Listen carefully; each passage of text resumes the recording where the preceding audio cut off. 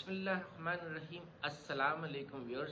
My name is Professor Dr. Rizwan Jamil Qureshi, and I was covering analysis phase techniques in my previous videos.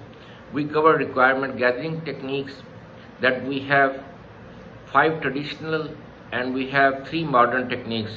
We have interview, we have survey, we have group interview, we have observation, we have study system documents. These are the traditional techniques, and we have 3 modern techniques. We have prototype, we have joint application design, and we have group support system. I have covered in detail about the pros and cons of those techniques and what are these techniques. And then I cover requirement modeling techniques. We have structured modeling and we have object-oriented modeling. Structured modeling is composed of data flow diagrams, and object-oriented modeling is composed of object-oriented using the static modeling and dynamic modeling. Static modeling is composed of use case and class diagrams, whereas dynamic modeling we have sequence diagram, we have collaboration diagram, we have activity diagram, we have simulate transition diagram. There are so many UML diagrams which are covering the dynamic aspect, but I covered only use case, class and sequence diagrams because they are widely practiced in software industry. So according to my experience, I don't teach the content which is not used in the software companies. So I tried my level best to teach only the content that is beneficial for my students. Now today's coverage is about data modeling, but before that, one of my viewers asked me to provide the references from where I am covering the material and I am teaching my slides. I have written 6 books and 2 of them I am using to cover the material about these slides. The first book is Software Engineering Paradigm, Principles and Practices, that is available over Amazon. The second book is Software Engineering of Information System, that is also available over Amazon. So these are 2 books that I am covering to teach my slides and to cover the material. Then I am also using Modern System Analysis and Design by Jeffrey A. Hoffer, Software Engineering by Roger S. Pressman, and Software Engineering by Ian Somerville. So these are the main books I am using to prepare the material to teach these slides. The data modeling is basically from database course. So main books used in the database course, we have an introduction to database system, that is by C.J. Date.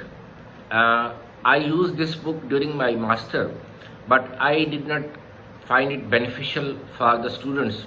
So I like to use database systems by Kunale, and fundamentals of database system by Al-Masri, and database management system by Raghu Ramakrishnan, and database management system by Jeffrey A. Hoffer. So I normally recommend one of them as textbook and the others I used as reference books to teach database course. So these were the references. Now what is data modeling? That is the first question comes to our mind. Data modeling is a collection of concepts to describe the relations or constraints between or among the data. So we have to define the relations, or we have to define the dependencies between the or among the data. That is the data modeling. We have main techniques of data modeling. We have conceptual or logical. So there are 3 techniques: conceptual or logical, internal or physical, external or user view. We also call them schema architecture, and schema is a logical grouping of database objects such as tables and fields. So the analysis phase cover only the conceptual. And what is conceptual? Conceptual or logical is composed of entity relationship diagrams and normalization. But analysis phase covers only the ERD diagram. Normalization is a technique we use during the design phase. So I will cover only the ERD here. ERD, entity relationship diagram. So what is an entity? Entity is a thing or aspect that can be uniquely identified. For example, student ID. For example, employee ID. Customer ID. Department ID. So each entity of ERD represents individual table. So each entity has its own attributes like student ID, student name, student contact, student address, student father name or guardian name, employee ID, employee name, employee contact, department ID, department name, customer ID, customer name, account number, and so on. For example, name, age, gender as a person or human entity. Symbols of ERD. So we have specific symbols or notations to draw ERD diagram. We use Microsoft Visio or eRwin. It's not Erwin. People pronounce it Erwin, which is wrong. So it's eRwin, entity relationship for Windows, are tools used to draw ERD diagram. So we have symbols or notations. We have entity. We have relationship. We have primary key identifier. So the oval symbol with a line shows it's a primary key, unique key like customer ID, student ID, employee ID, department ID, car ID. Then we have the attribute. It's only the oval symbol without any identifier or line. Then we have multi-value attribute. For example, employee can have more than one phone. So, or student can have more than one phone, or bank has branches, and in one city we can have more than one branches based on the divisions or based on the cities.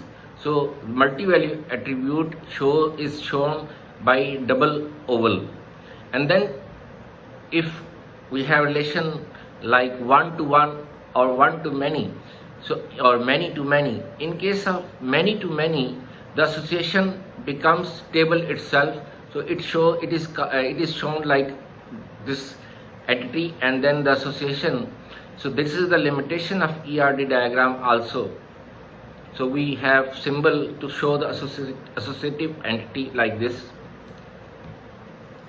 Then we have to understand the degree of relations between the entities. So what's a degree? That we need to understand the number of entity types that participate in a relation, that is called degree. So how many entity types are participating? So there are three main types of degrees. We have unary. Unary is also called recursive, binary, ternary. So what is unary or recursive? Relationship of an entity with itself is called unary or recursive. For example, lecturer can be or is a subject leader, or employee is a supervisor. So that's a relationship of an entity with itself. That's a unary relation. Relationship binary. Relationship between two entities is shown like this. So we have student, course. Student register for course, or employee has department. So we have two entities and we have relation. So that is called binary relation. Then ternary, among three entities. For example, student, course, instructor, or like the diagram I showed in the slide, client, arrange, interview with the staff. So that's a ternary among three entities.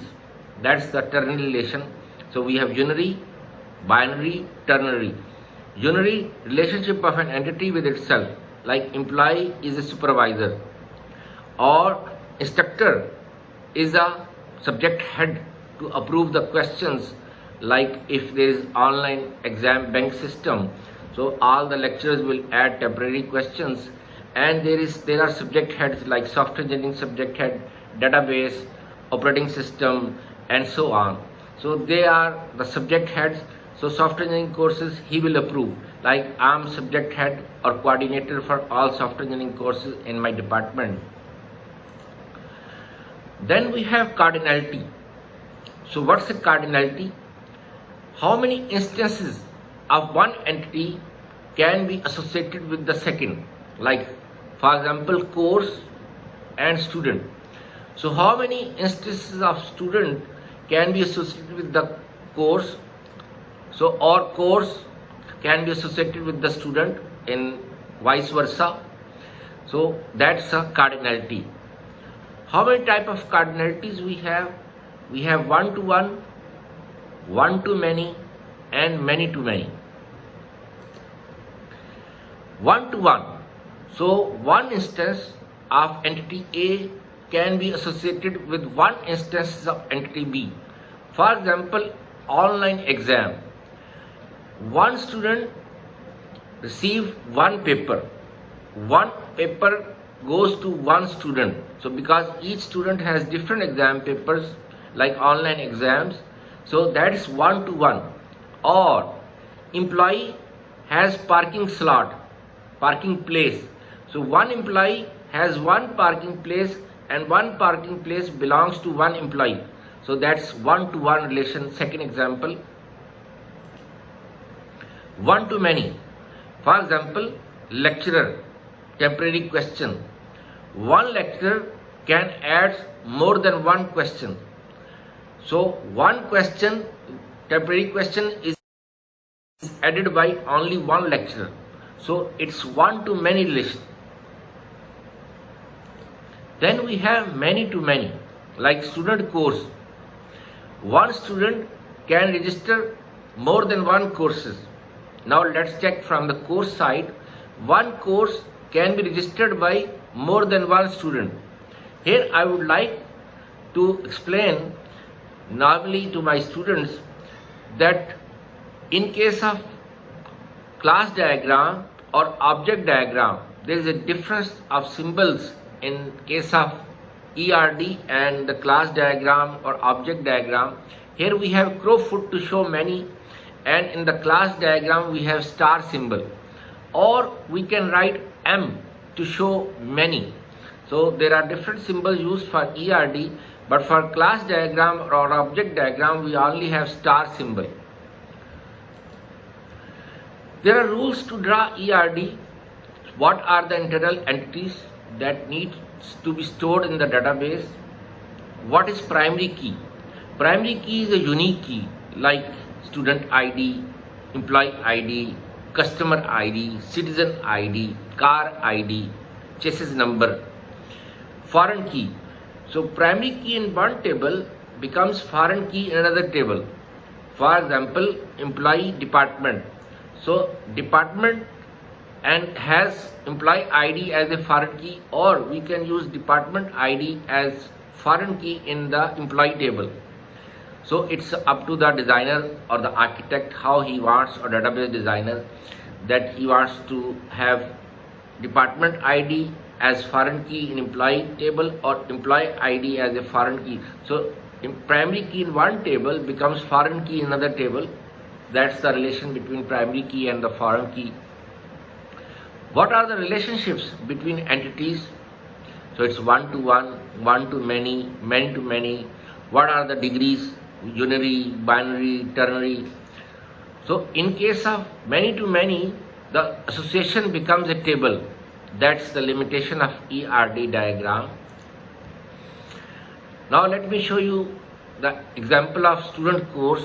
So it has student applies for course. One student applies for many courses. One course is applied by more than one student, so it's many-to-many. Student register for course. So one student can register more than one courses, and one course can be registered by more than one students. Student has attended. So we have course list because it's many. as an attribute, so session will become a table. So one student has attended more than one courses, one course has been attended by more than one student. In order to check the prerequisite student, one student is eligible to register more than one courses, and one course has been eligible for more than one students. What are the prerequisite courses they have covered? So if all are many to many, and all the associations will become table. Second example of an exam bank system, we have lecturer. Lecturer has a unary relation with the subject leader, so one of the instructors will be subject head. So one lecturer can add more than one temporary questions. One temporary question is added by only one lecturer, so it's one to many. Then subject leader will check temporary questions. So one subject leader is for one track, for example software engineering track, database track, for example we have network track, or we have programming track. So we have subject heads or coordinators are there. So subject head will check temporary questions, and they are also instructors. And then subject head will approve the final questions to add in the another table. Then these final questions, so one subject head will approve many final questions, and one final question is approved by one subject head, like software engineering or for database or for network. Then there is one admin to generate paper, so final questions will go to admin. So one admin receive more than one questions, and one question will go to one admin, so it's one to many. Then admin will generate paper. So one admin will generate more than one papers, like for software engineering 250, for example system analysis and design, for example 456 software economics, for example for database, for example introduction to information technology. So it's also one to many. So these are, most of the relations are one to many. So these are two examples I covered for ERD diagram. Now the analysis phase techniques, I already covered all the three techniques: requirement gathering techniques, requirement modeling techniques, and for the data modeling in the analysis phase we cover only the ERD diagram. Thank you very much.